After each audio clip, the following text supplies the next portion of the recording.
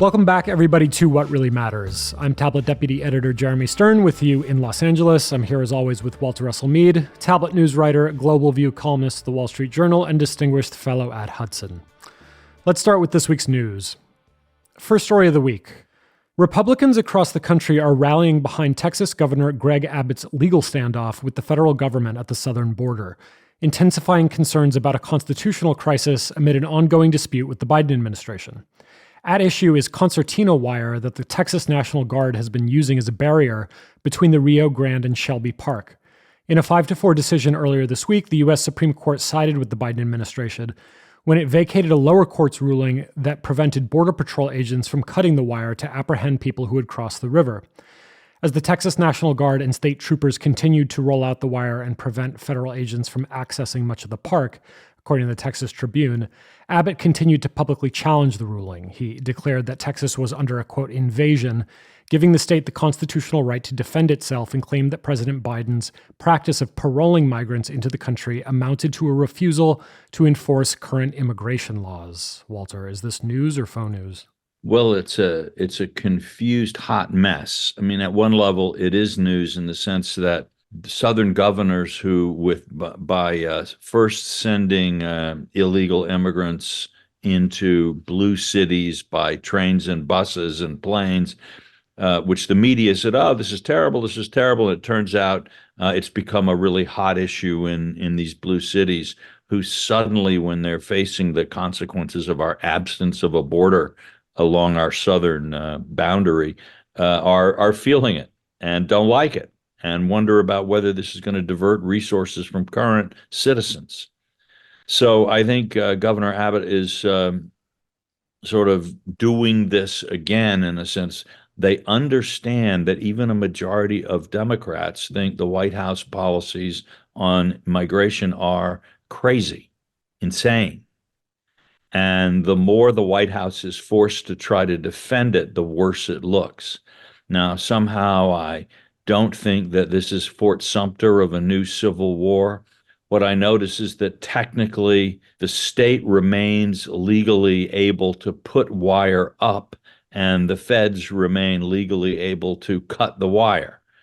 So we're not in a place where somebody is walking all over the Constitution one way or the other. You know, it is the truth that ultimately the federal government is sovereign over the border, the international border. It's also true that the federal government has an obligation. President Biden swore an oath to uphold the Constitution, one that I think he's currently not in compliance with when it comes to a complete failure to enforce existing immigration laws. All right, our second story. Over the last 10 days, North Korea has tested new strategic cruise missiles twice, tested an underwater nuclear drone for the second time, demolished the major monument in Pyongyang that symbolized the eventual goal of reconciliation with South Korea, and formally abandoned the idea of peaceful reunification, with Kim Jong-un declaring South Korea to be a, quote, enemy state, and pronouncing that the country's nuclear arsenal is no longer just for deterrence. The Kim regime is well known for making bombastic threats, but the rhetoric has grown notably more aggressive in recent months, which, according to the Washington Post, is an alarming shift that some analysts say could lead Jim to justify the use of conventional or nuclear weapons against the South. Walter, news or faux news? I think largely faux news. Is anybody here surprised that North Korea views South Korea as a hostile state? That any North Korean rhetoric about peaceful reunification is just a tissue of idiocy, of propaganda? Does anybody think that North Korea isn't developing all the weapons it can possibly use? But then does anybody think that North Korea isn't deterred by U.S. and South Korean forces, U.S. nuclear and otherwise? This does look like it is, for now, saber rattling. Having said that, the North Korean government is now a good deal stronger. The United States has essentially not had a North Korea policy for a long time. We are against North Korea having nuclear weapons. We are absolutely unable to affect their calculations on this. even with the strongest sanctions that we've ever imposed, and even with the UN backing those sanctions. Russia has blown them wide open. Even more than that, during COVID, the North Koreans actually put themselves under much tougher sanctions when they closed their frontiers in the vain hope of stopping the pandemic, to the point of real starvation in North Korea. Again, it didn't stop their nuclear program. So the United States really does not have an effective North Korea policy. We talk about peaceful denuclearization of the peninsula.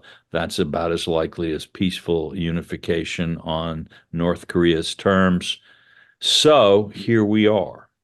As for decades past, there is a military deterrence that stops war on the Korean Peninsula, not really a political deterrence or political agreement.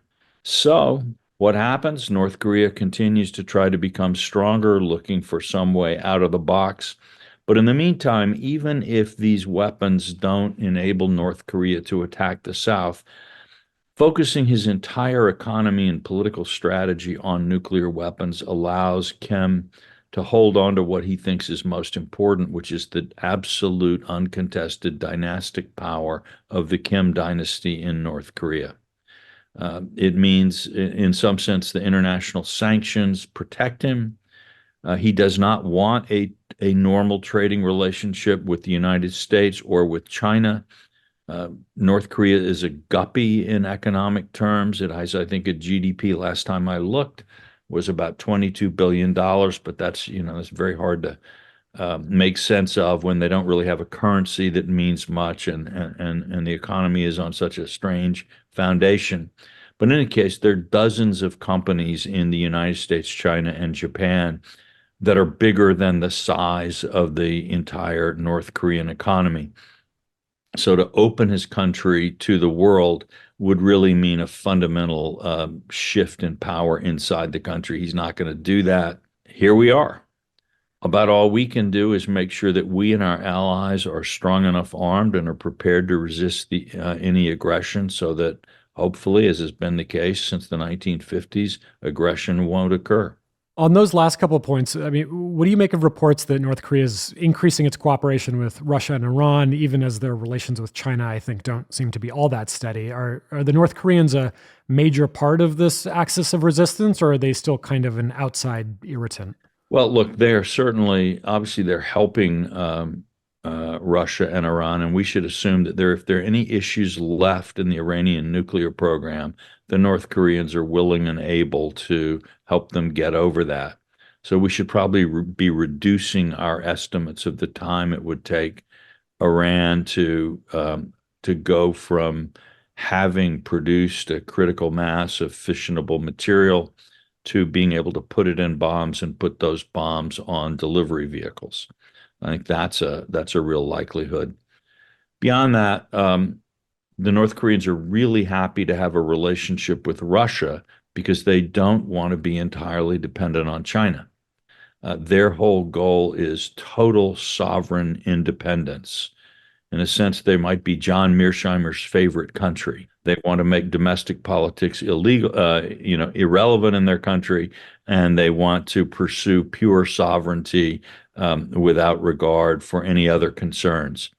So being able to kind of rely on Russia and Iran for additional sources of income and diplomatic backing reduces their dependency on China. It, by the way, significantly reduces any chance the United States might have to play some kind of role.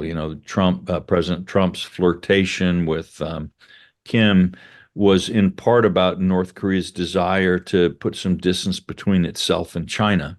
And that was an opportunity for the United States. I think I don't think Kim was willing to do the minimum that we would want, and we weren't willing to do the minimum that he would want. But it was interesting. Now the North Koreans have an alternative to China. They are clearly making progress on all fronts except economic. And so our ability to control that situation or influence it has, I think, diminished. All right, final story of the week. Climate activists have declared victory after the Biden administration announced it was freezing new approvals to export liquefied natural gas, canceling a planned 3-day sit-in at the U.S. Energy Department. Opponents of massive export terminals, such as one planned in Louisiana, argue LNG infrastructure ensures the use of fossil fuels for decades to come and presents a litmus test for Biden's commitment to fighting climate change. More than a dozen companies poised to liquefy natural gas for shipment overseas were in the queue for federal permission to send the fuel to some of the world's biggest buyers when the Energy Department called a halt to new approvals, according to Bloomberg. These would-be exporters now face an unknown delay while bureaucrats analyze the potential impacts increased production of LNG would have on the climate. News or phone news? Well, phone news if you think it's going to help the climate. What this just means is that people in Argentina, where they have a lot of shale reserves in the Gulf states, in Russia and China, are going to have less economic competition from the United States and will be able to sell their own increased production of LNG at higher prices. So essentially what the Greens have managed to do is weaken the Biden administration, because this is unpopular, stir up some focused opposition that would include swing states, possibly like Pennsylvania, and at the same time put money and power into the hands of the enemies of everything we hold dear. You can call that a victory if that's the sort of thing that makes you happy. In a sense, the fundamental problem for the climate movement is that there is no viable political path toward the type of transition that it would like to see and believes that we need. So it finds itself chasing various illusory solutions and getting itself all wrapped up in the pursuit of them. Things that don't make you happy when you get them will not solve the problem that you're worried about. I can understand their frustration when you believe that the world is in imminent danger of irreversible and unsustainable climate change, and you see an LNG terminal going up. I can understand that you want to do something about it. But I think the environmental movement has been much better at mobilizing political supporters than it's been at taking steps that will, in fact, make a real difference in dealing with the climate issue. All right, that does it for this week's news. Let's have the big conversation.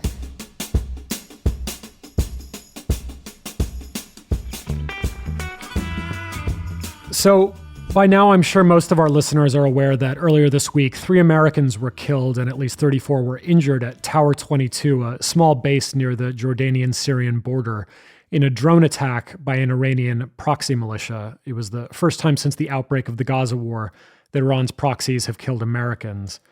It also hit a little close to home, I should say. For 9 months in 2017 and 2018, my EOD company in the Army ran soft support out of Al-Tanf garrison in Syria, which you accessed via Tower 22 and also trained the Jordanians there.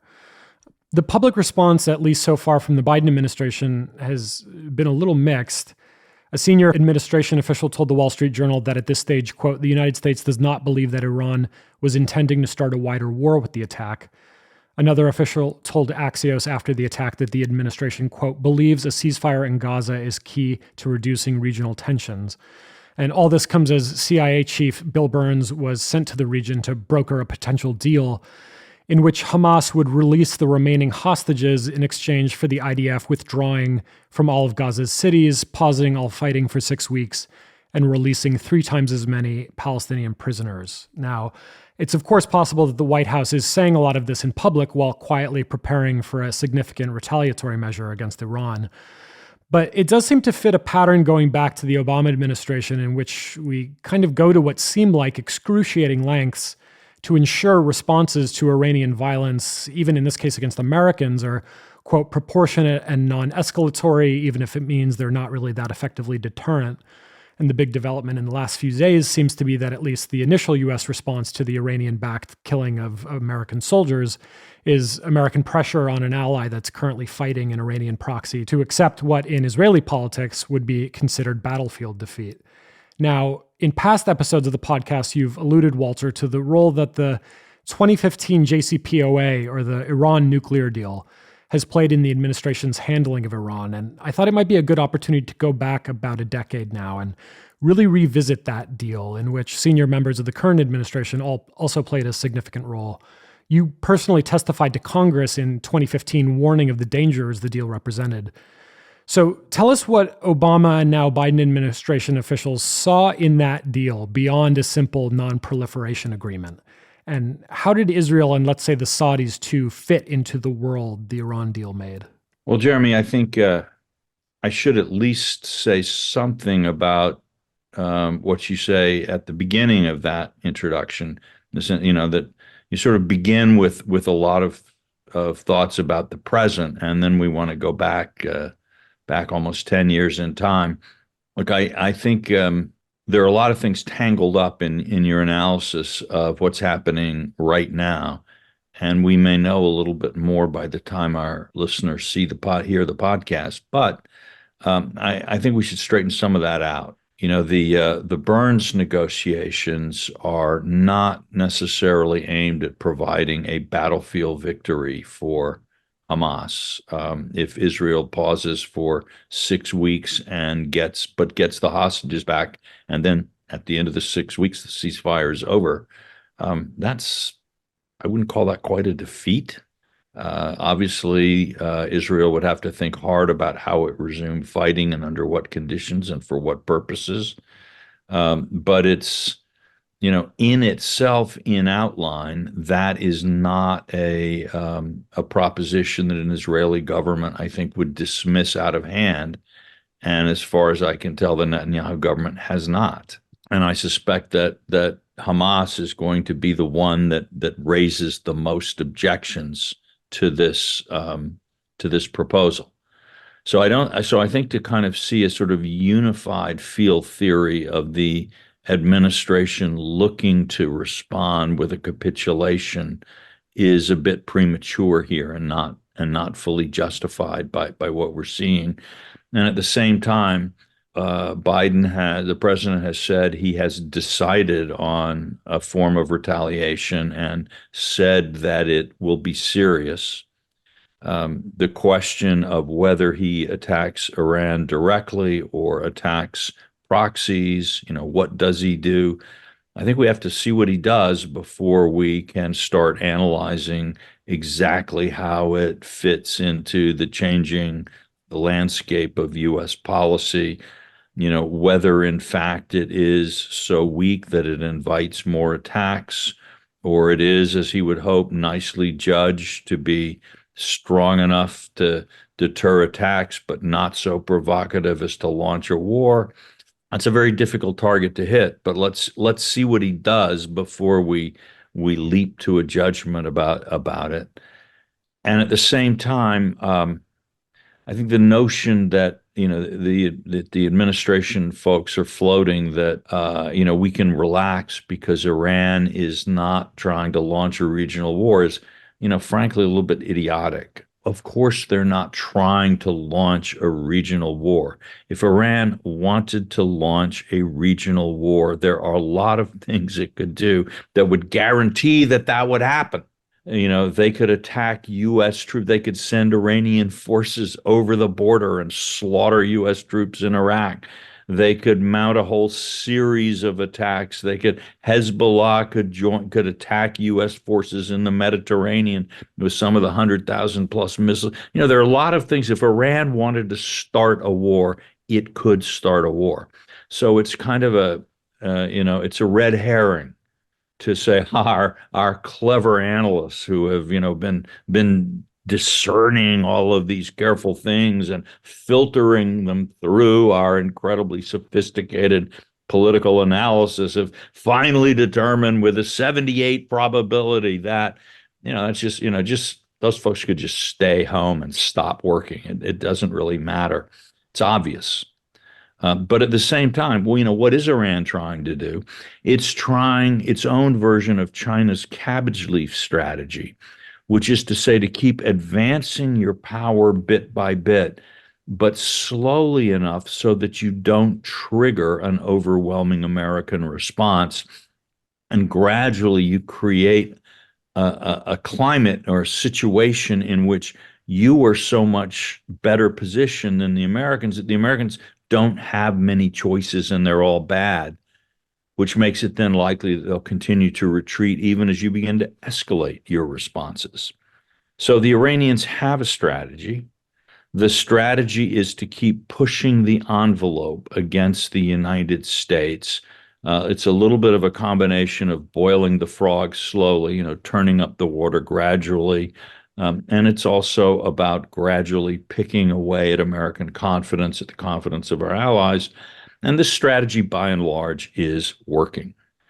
So, I don't act. I think the administration, at least in its public declarations, is overestimating the danger of Iran starting a regional war. Again, they don't want a regional war. What actually, you don't then interpret that to say, well, therefore, I don't have to really do very much now because a small demonstration of my unhappiness will be enough to make my point. Actually, what you need to do is you say, no, you've hit a line that will start a regional war if you keep going in this direction, and I'm going to demonstrate that to you by giving you a taste of my readiness and my willingness to act.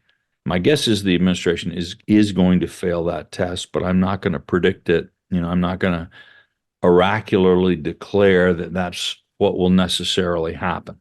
The administration has like the Obama administration, and now we're getting back to some of your historical points, has long thought that the best way out of the Middle East, and we start from here, from the day President Obama took office to the actual current moment in the White House, it's been the overriding conviction of American administrations, and by the way, I think it's probably been shared by a majority of the American people, that the less engagement and risk the United States has in the Middle East, the better. And so the question is, how do you reduce our vulnerability to war, while protecting essential national interests, however we define them? And the administration has tended, I think, to underplay the long-term nature of our interests in the Middle East and overplay the possibility that with some kind of détente with Iran, we could get out. Why do I think they underplay the long-term nature of our interests? I would say there are two things that we have to really worry about in the Middle East. One actually remains oil and gas. Yes, we ourselves don't import this stuff, but Japan does, China does, India does, Europe does. The world economy would be in a terrible tailspin if oil and gas from the Middle East were no longer available on world markets. And, if you think the United States could have a healthy economy with financial and economic collapses and political crises in Japan and India and Europe, I wish I could live in the beautiful land that you inhabit, but our banks would not do well, our companies would not do well, our stock markets would not do well, our ability to get supplies in a global supply chain would not do well. It would not be pretty. And likely, given all these factors going together, the chance of some kind of war breaking out in the Far East and in Europe that we would have a hard time staying out of, I think would dramatically increase. So, there are reasons we do care, even if we don't need the oil. But there's another reason, and I'm afraid, again, somewhat unintentionally, but very strongly, the Biden administration has made this one stronger. Some of you are probably old enough to remember the war on terror. That is to say, some of you are old enough to remember when radical Islamist jihadi groups were a clear and present danger to the lives and security of people in the United States and in other countries around the world. Now, the Bush administration, which did not cover itself in glory with Iraq, did in fact succeed.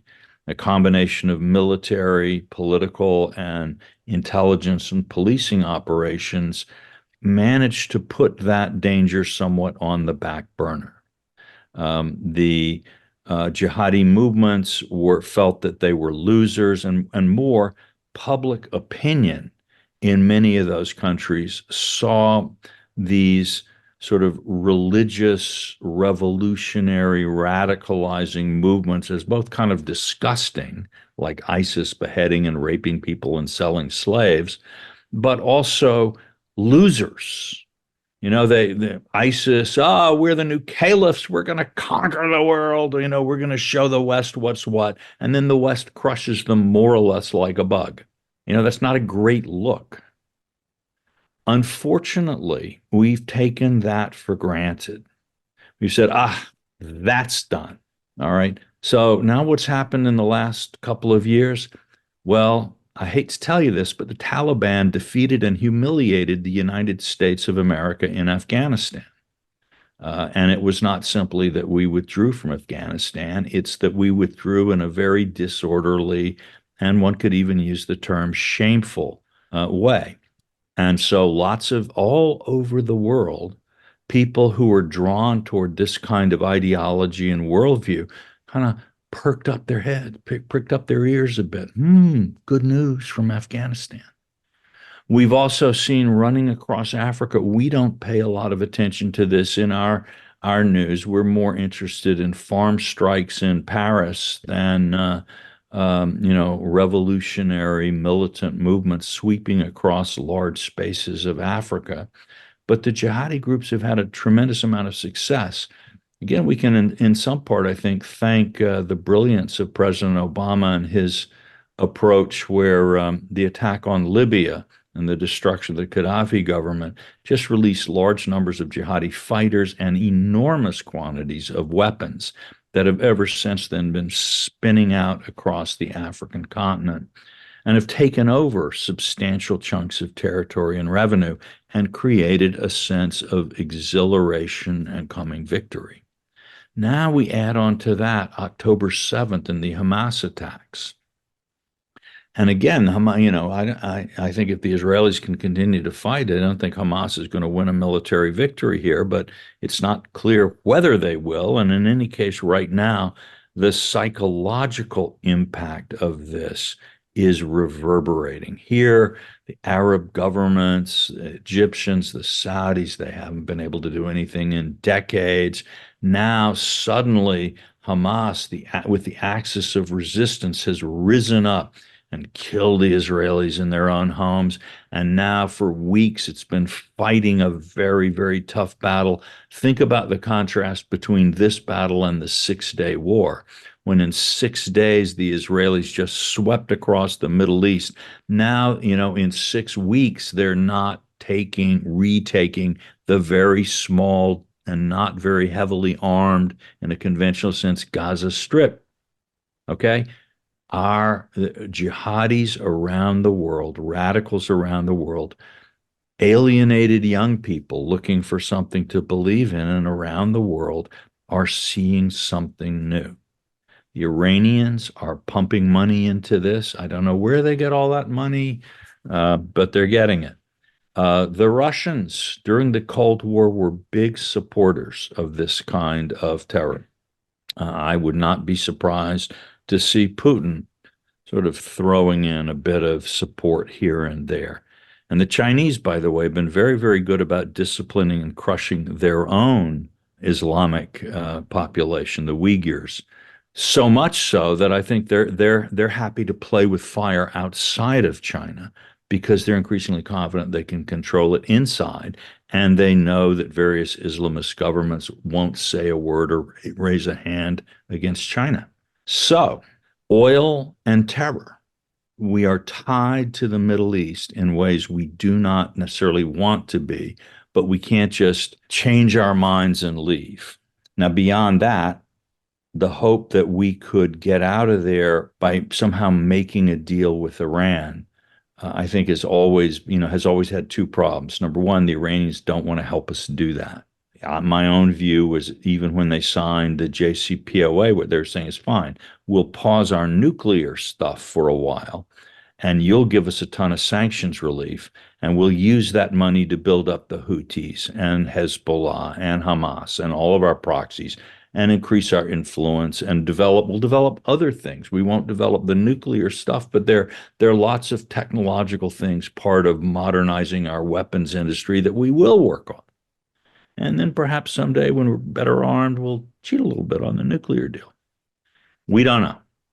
But I don't think there really was a moment when people in Tehran said, President Obama has demonstrated such enormous sincerity and clarity of moral vision that we Iranians, we really do, we can work with him and we will be better off working with him. That's not how they've thought. It's not how they've acted. Now, President Trump, I think, came in and saw correctly that the Obama approach was an unhappy dead end, but I don't think in the time he was in office, came up with a coherent alternative approach. My own sense is that what we need to be doing, what we should have been doing from the 2010s on, is working with our own partners and allies. It would certainly include the Israelis. It would certainly include the Saudis, the Emiratis, and some others, to build up a regional coalition that's capable of balancing Iran. And they would have our diplomatic backing, and we would provide military and political support. But the idea would be that this would reduce our liabilities in the Middle East because we were creating an effective local coalition that could do the job for us if a job needed to be done. And they wouldn't do it because we were saying we were trying to make them. They'd be doing it because we were helping them do what they wanted to do.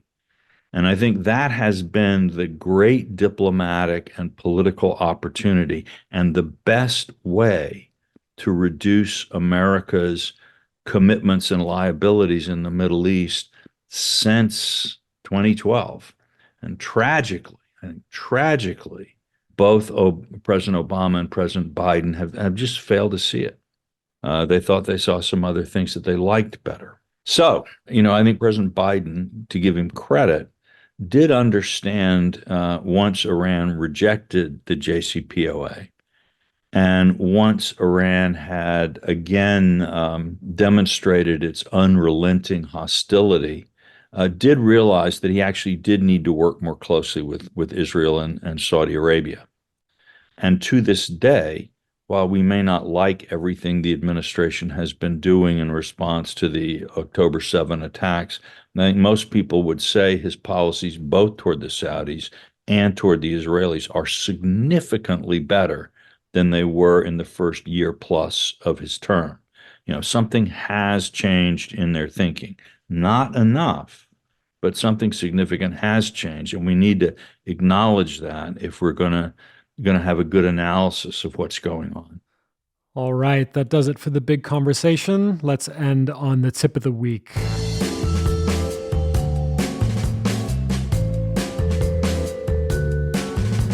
On a lighter note, Walter, you've recently returned from the Dominican Republic. It's maybe a much more accessible destination for many of our listeners than Taiwan or India or your other mainstays. So this week, give us your Dominican Republic travel tip.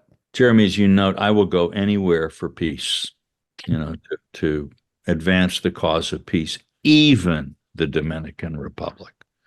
But I'd say if any of our listeners find themselves in the Dominican Republic, one thing I'd really strongly suggest that you do is ask if there are any passion fruit smoothies anywhere near. I don't know that they're going to be the same everywhere, but where I was, they had these passion fruit smoothies with coconut juice that were to die for. And I had to swim extra laps in the pool to offset them, and it was worth every stroke. All right, there you have it. Thanks to our producer, Noam Bloom. Thanks to Will Cummings at Hudson and my co-host, Walter Russell Mead. I'm Jeremy Stern. We'll see you next week. And until then, please consider rating the podcast and leaving a review.